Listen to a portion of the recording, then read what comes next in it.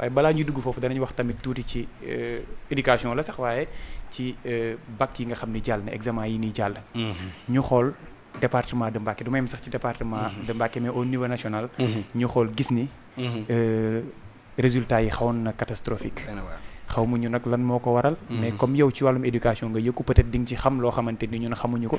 résultats yi xamoon nañ catastrophique. peut-être taux de participation bi xawoon na takk waaye soo gisee ñi nga xamante ni ñoom ñoo am surtout ñi nga xam ne dañoo am premier tour. soo leen gisee lim bu néew la. loolu lan moo ko waral exactement. alors Babacar. da nga dugg ci domaine boo xam ne c'est comme ni ma ko waxee à l'entame de mes propos. avec le fameux. dicton de Nelson Mandela.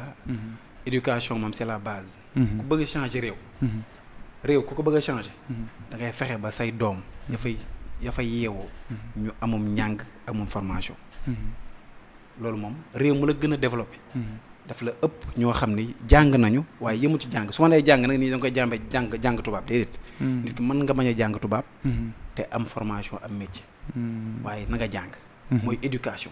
quand on parle d'éducation nit ñi dañ koy jàppee jàngam tubaab te éducation c'est au-delà de ça. waaw loolu aussi baax nañu leeral c'est au-delà de ça. du question jàng du question mën a lire mën a bind. jàng français li mu lay jëriñ mooy nga mën a lire mën a bind. mais l'éducation c'est au-delà de ça. Ce sont des valeurs qu'on inculque à une personne. Pour qu'il puisse être dans la société travailler convenablement. nekk ci société bi di fi dund comme tout le monde. sans pour autant enfreindre des règles et des lois. D'accord. loolu éducation. formation c'est nga am métier. lu ni yow mii tu préfères ce qu'on appelle un savoir-faire. te loolu c'est la base de toute nation. alors suñu ñëwee ci bala ma ñëw sax ci bac bi. ndaxte boo xoolee jàngetu bac bi chaque année. nombre de candidats day gën di yokk. maanaam candidat bac. le nombre présenté chaque année day gën di yokk. du yokk bari des fois ay 154 000 daawat jeeg 155 cette année-ci on est à 156 050 candidats. au niveau national. d'accord. 156 000.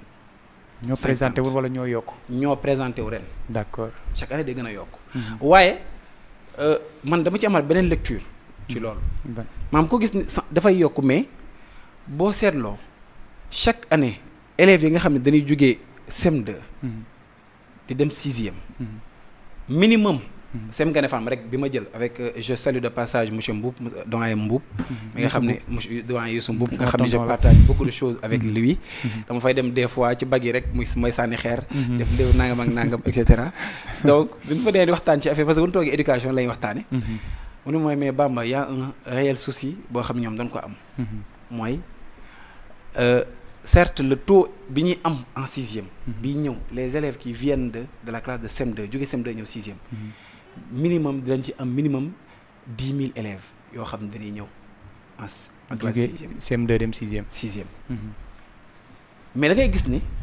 dans les salles de classe en 6e et je vais aussi faire une parenthèse ci côté boobu pour interpeller peut-être IEF wala l'État du Sénégal sur li nga xam ne moo nekk au niveau du CM Gaïndé Fatma et dans le lycée de Mbacké et dans tous les lycées. 6e da ngay dugg benn classe 6e. te li ma la wax ni vous Mouhalim Info. ngir yàlla bu école ubbee. ba élèves yi commencé jàng Gaïndé Fatma dem leen fi ngeen dugg classe 6e yi vous prenez vos caméras ngeen filmer. incha allah da ngay gis classe yoo xam ne. table banc bu war a def 2 personnes ils s'assoient à 4. est-ce que ci Mbacké fii 4 par manque parce que y a pas de table banc amul politique boo xam ne chaque année école école dafay évoluer. chaque année day am table banc yi yàqu. chaque année dafay mu yàqu te depuis combien d'années amuñu apport de table banc dans les écoles surtout à CM Gaïndé Fatma et au lycée et dans les autres écoles.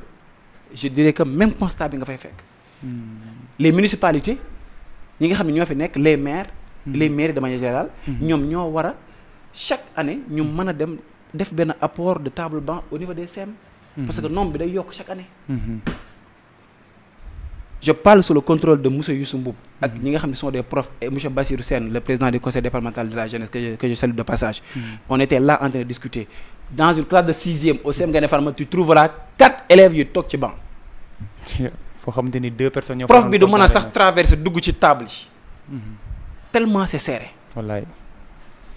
donc gis nga noonu bi ni bare. ñu dem 5e. 5e. tu verras bu ñu dee par exemple 100 wala 85. ou bien 90 dans la classe. 5e da ngay gis ne nombre bi day wàññeeku. lu tax. 4e noonu ainsi de suite 3e tu vous retrouver avec 40 élèves ci même classe bi départ 6e. léegi loolu nga yaakaar ni lan moo ko waral. gis nga moom laay wax sànq nii. facteurs yi dafa bari. Inscrire un élève à l'école. c'est bien xam naa dans le taux de scolarisation élèves nañ ko yokk oui on doit scolariser et les élèves d'accord dañuy dugal ñu jàng. c'est bien mais on doit les maintenir à l'école. d'accord. man je suis dans un cadre où on doit maintenir le maintien des élèves à l'école. ñu ci bari dañuy bàyyi en cours de route ñu ci bari ils abandonnent ñi dañuy bàyyi ñi seet pourquoi ce taux pourquoi mu wàññeeku c'est la grande question que tout le monde se pose. En tant que sociologue je peux pas m'avancer là-dessus pour joxe des explications comme ça farfelu mais d'après la configuration bi nga xam ne moom la nekk ñun mooy suñu dëkk bi. parents yi sawar nañ ci dugal seen doom école mais sonn ci di suivre seen école ndax mais seen doom ndax mi ngi jàng wala jàngul. doo am suivi daal mën nañ la dugal. mais le suivi c'est ce qui reste. bari na fi ñoo xam ne tey jii dañuy gis dëkk ak benn parent doomam day dëkk ak doomam. benn voisin doomam di jàng xëy chaque jour di jàngi mu ne ah sama doom ji comme kii mi ngi jàngi rek xaaral ma dugal ko mu jàng. dugal ko mu jàng mais suivi bi ci war. du ko def xamul bulletin ñaata la am xamul ndax xale baa ngi jàngi xamul ba xam jàngut. wallaay. tout ça dafay influer ci boy bi nga ci élève bi ndax moom ndax ci bëggam gi mu war a bëgg jàng bi. loolu benn la ci. deuxièmement mooy li nga xam ne moom laay wax à chaque fois.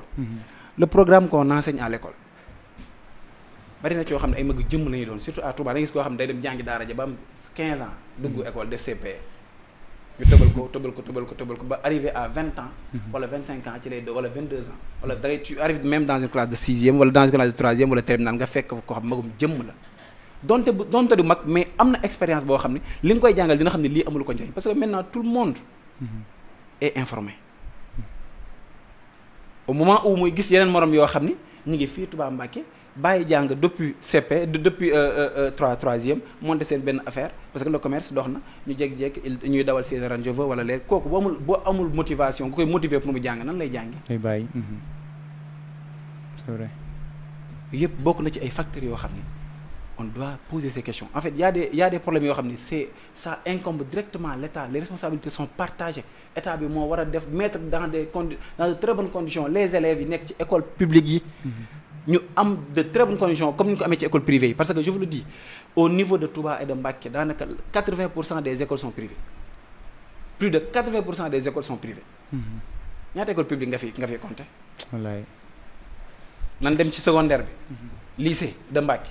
Mbacké 2 lycée Mbacké 3 lycée Mbacké 4 jeex na ak ban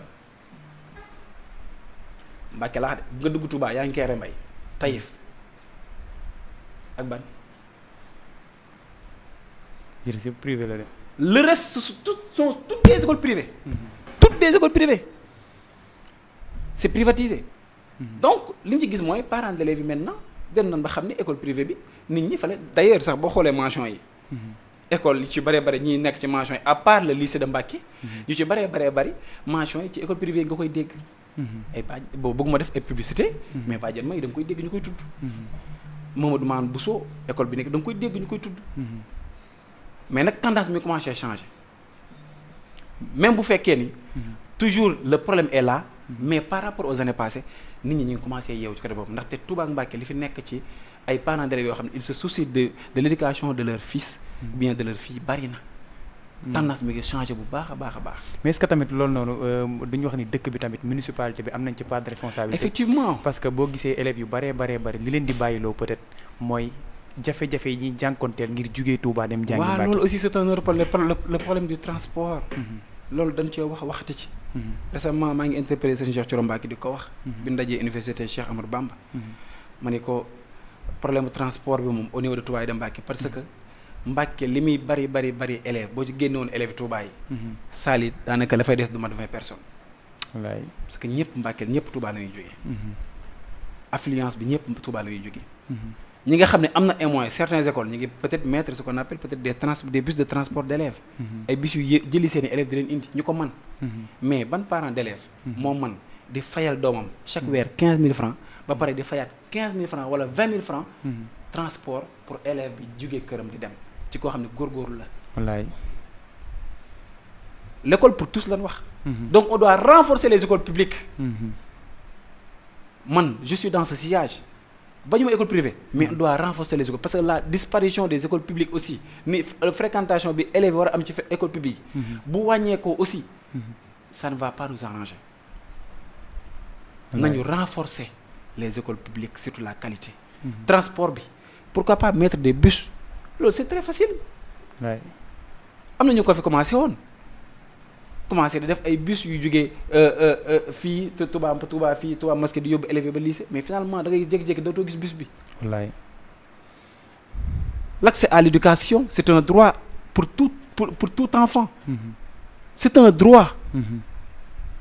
L'enfant a droit à l'éducation. Et c'est l'État qui doit mettre les dispositions les prédispositions pour que élèves mën a jàngi normalement. man je me rappelle li ngay wax nii am na sama ñaari grand frère yoo xamante ni ay étudiants lañu woon. mais bi ñu ñëwee Touba gis situation élèves yi gis ni ñuy jàngi jee dañu mujjoon obligé dem wax ak ñi nga xamante ni ñoom ñoo yor tata yi waxtaan ak ñoom ba ñu trouver consensus ñuy def chaque jour ñoom dañuy ñëw taxaw benn place élèves yëpp ñëw fekk leen fa ñu fay leen ñu yóbbu leen ba Mbacké nga xam du am dugg wàcc duggaat noonu lañ doon def mais gëm naa ne daal yu mel noonu suñu ko amoon yu bare suñu ci amoon ci dëkk bi ak it bus yoo xamante ni peut-être dinañ nekk à la disponibilité des élèves jàpp naa ni li ngay wax noonu ci ñi nga xamante ni des fois dañuy commencer jàng ba ci àgg ñu bàyyi gëm naa ni loolu mën na ko wàññi dëkk ko question la boo xam ni sax dañ ci waroon waaj a ñëw waaye dañ ko mujjee anticiper mooy jafe-jafe yi nga xam ni élèves Touba ñu ngi koy dund waaye dinañ dellusiwaat tamit ci baccalauréat bi ak ni ñu gis ni noonu la demee nii parce que récemment ñu ngi la fa doon gis sax ci jour proclamation yi ñu ngi la fa doon gis ñu gis lu xaw a catastrophique loo xam ni mën naa wax ni c'est une première ici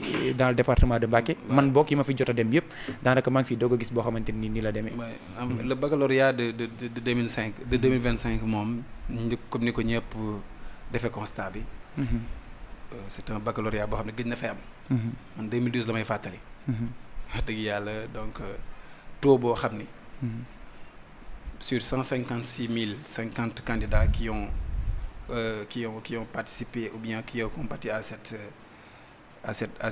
examen, il y a que 20% qui ont plus de 20% ñoo am au premier tour. maanaam téeméer boo jël. waaw élèves. ñaar fukki ñoo jàll. juróomi élèves yoo jël. benn bee jàll. maanaam loolu lay signifier sur 5 élèves candidats au bac. Un élève ou bien une élève est passé au premier tour. li nga wax ni c'est au niveau du département wala au niveau national. national. mais c'est catastrophique. niveau département bi. li nga xam ne mooy catalyseur bi nga xam ne lycée de Mbacké moom la ñëpp doon xaar. naan lycée chaque année les résultats donc ce sont de très bons résultats. mais le constat en est que l'année passée on avait 115 mentions. lycée de Mbacké. 115. L'année d'avant on avait 106. mooy bi fi monsieur Kayita mujjee nekk. 106 la amoon en 2023. En 2024 on a eu 115. Cette année-ci vous savez on a eu combien de mentions au lycée de Mbacké? Combien? 87 mentions. 87 mentions par rapport ak 106 yi. mooy 115. 115 de 115 à 87 mentions. 3 mentions très bien en l'année passée. Cette année-ci on a qu'une seule mention très bien. Et le constat est partout. Dans toutes les autres écoles. Donc bu ñu jëlee lycée de Mbacké rek. bu ñu amee indicateur boobu rek. tu peux carrément savoir que ni di nga mën a xam ni bac bi ren y a un souci. jàngat bi mooy lan moo tax résultats yi amoon daaw amuñu résultats yu mel noonu. wala lan moo tax résultats yi amoon daaw yu ren yi gënu ko. Et je pense bien que avant même la proclamation des résultats, à travers les réseaux sociaux, on commençait à annoncer la couleur. Il y avait beaucoup de polémiques sur les épreuves. beaucoup de polémiques il y avait beaucoup de polémiques benn bi ci njëkk mooy S yi mat bi mat S bi exercice 2 bi exercice 2 bari na ci loo xam ni exercice 2 bi musuñ saa ñu professeurs yu bari mathématique nee na jàngale wuñ ko. professeurs yu bari d'accord nañ ni ci jàngale wuñ ko. bien sûr c'est le nouveau programme qui est en vigueur depuis 2006. élèves yu bari ils sont passés à côté. S1 bi même chose la barème bi sax y avait un souci et tout ça dafay influer ci loolu donte am na élèves yoo xam ne noo trouvé naa ko moom probabilité bi ñaan trouvé naa ko donc am na maa ngi fàttaliku au niveau de Instagram bi ma dugalee certains élèves yi nga xam dañ leen a jël ñuy polémiquer ci loolu di ko dénoncer. y a une élève qui m'a pris engati bi ni ma Bamba ñun ñu ko trouvé nag léegi nu ñuy def parce que j'entends dire que dañuy annuler exercice bi wala dañuy jël point daal koy partager nous ñi nga xam ni nous les élèves les meilleurs élèves yi nga xam ni nous on l'a fait ñun nan la ñuy def on ne doit pas annuler l'exercice ma ne ko yow foo ko jàngee en classe mu ne ma non je l'ai pas fait en classe vous voyez ma ne ko voilà le problème. Donc loolu dañ ko waroon a éliminer carrément. vous n'avez pas fait en classe mu ne non kon ñun dañuy léser ma ne ko d'accord. mais je suis pas au ministère pour dire que ni lii leen war def wala lii leen war def. je suis pas à l'office du bac aussi pour dire lii leen war def wala lii leen war def. mais ce qui est normal dans l'ordre naturel des choses c'est que élèves bi ñoom ñëpp bu ñuy fay seen xaalis surtout fait privé la. public ñoom ñëpp ñu am même droit bi. ñu jàngal leen lii ni c'est le programme officiel. qu'on doit enseigner en mathématiques dans les salles de classe. ñoom lii jàngaluñu leen ko ñu jël épreuve bi joxe ko. on doit se poser des questions première question mooy est-ce que c'est ce qui donne les épreuves est-ce qu'il y a une concertation même au sein d'eux avant que ñuy proposer épreuve bi c'est la grande question est-ce que au niveau national on s'intéresse à l'IEF de Mbacké ndax fan lañ toll ci programme bi avant de sortir les épreuves ndax jàngaleen lii wala jàngale wuñ ko voilà fan lañ ci toll IEF bu Diourbel noonu IEF bu Matam et cetera qu'il y ait en fait ce qu'on appelle une coordination on implique tout le monde laaj leen fan lañ toll ci programme avant de proposer tel exercice deuxièmement c'est au niveau des IEF est-ce que IEF yi ñu ngi wàcc sur le terrain dans les écoles pour xam fan lañ toll ci programme parce que si l'autorité de tutelle appelle l'IEF pour savoir dafa fekk en amont IEF aussi que l'IEF fasse ce travail avant def le tour des écoles waaw est-ce qu'il y a un suivi aussi sur le programme enseigné dans les salles de classe par les professeurs et là aussi c'est un autre problème boo xam ne mënuñu ko wax fii il y a un réel problème maanaam le système éducatif sénégalais ça nécessite ce qu'on appelle des réformes tant sur le plan instructuel mais aussi dans le contenu. Wallaay. je pense que je le disais tantôt wax naa ko léegi samay njëlbeen yi bari na lu ñuy jàngal biir classe. Les élèves n'en ont pas besoin. Le monde évolue man je réitère mes propos bay boo prof yeneen prof bu ma génnee ñu envoie message pour me dire des choses mais il y a de ces choses yoo xam ni c'est démodé. Wallaay. Au moment où nous apprenons l'histoire des autres nous on a notre propre histoire qui est là. Au moment où il y a des filières yoo xam ne sont des filières d'avenir informatique. N'est-ce pas agronomie agroalimentaire n'est-ce pas beaucoup de filières yoo xam ni ce sont des filières en vogue le numérique l'intelligence artificielle mais pourquoi on ne doit pas mettre en fait ces matières-là dans les classes pourquoi soo waxee non il y a un bac technique qui est là et pour ñëw ci bac technique bi jàpp xool bac technique bi sur les 100% sur les candidats qui ont déposé pour faire le bac technique si c'est 100% jàpp les 99 yëpp ay candidatures libres lañu on a noté cette année-ci dans le bac technique que la dépôt bi les candidats ne le font plus dans les écoles publiques ñu ci bari S lañ jël série SL le bac technique ñu ci bëree bëri ils le font plus. léegi lan moo ko waral parce que après du am suivi. wala oui c'est ça même pour orientation après c'est difficile. Campusen. à l'ouverture de Campusen tu vas voir si tu as un bac technique soo duggee comme ni ki xam dafa am bac S. bu duggee sur Campusen. ba dugal créer son compte et tout am ce qu'on appelle son INE et son mot de passe ba dugg. da nga koy defal 2 dossiers. Public et ISEP. sur le dossier public day mën a am 18 choix lay def mais bu duggee ci université da nga koy unir un panoplie de formation ou bien d'orientation yu mën a def day am choix multiple mais bu dee bac technique li nga gis ci kii du bari UCAD na lay jox peut-être benn UCAD na lay jox ak UGB jeex na c'est-à-dire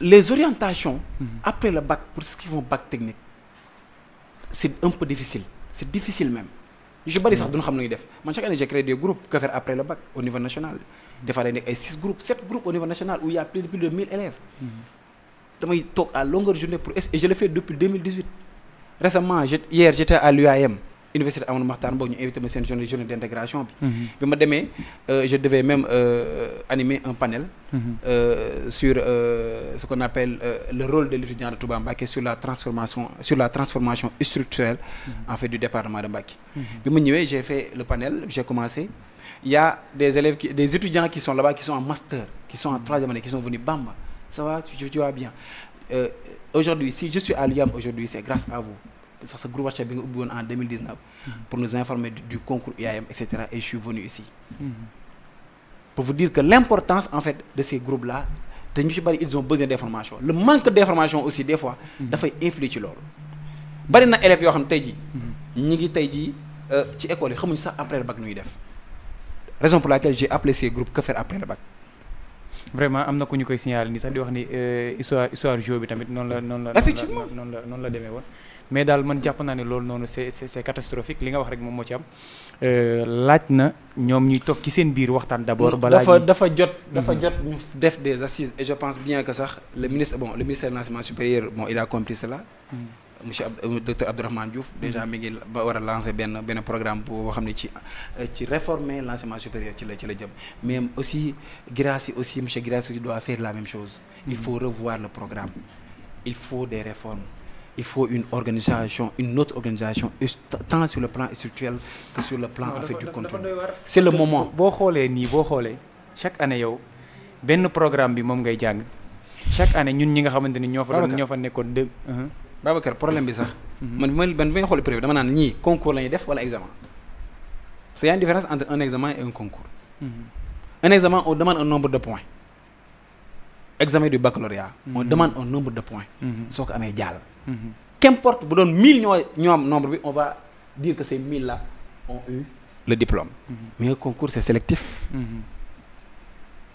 c'est sur un nombre de places boo xam ne il est disponible donc tout lañ ciy jël donc man élève man je me pose la question les épreuves qu'on donne c'est pour voir si l'élève a assimilé li mu jàng ci année bi wala c'est pour voir les génies wax dëgg doy waar tamit bu fekkee di jógale li ñu jàng nga jox leen leneen loolu moom day laaj beneen question. loolu examen loolu la. élève bi li nga ko jàngal ci année bi nga koy ci loolu nga koy. ci loolu nga koy évaluer. mais on ne cherche pas des génies si on cherche des génies da nga dem concours.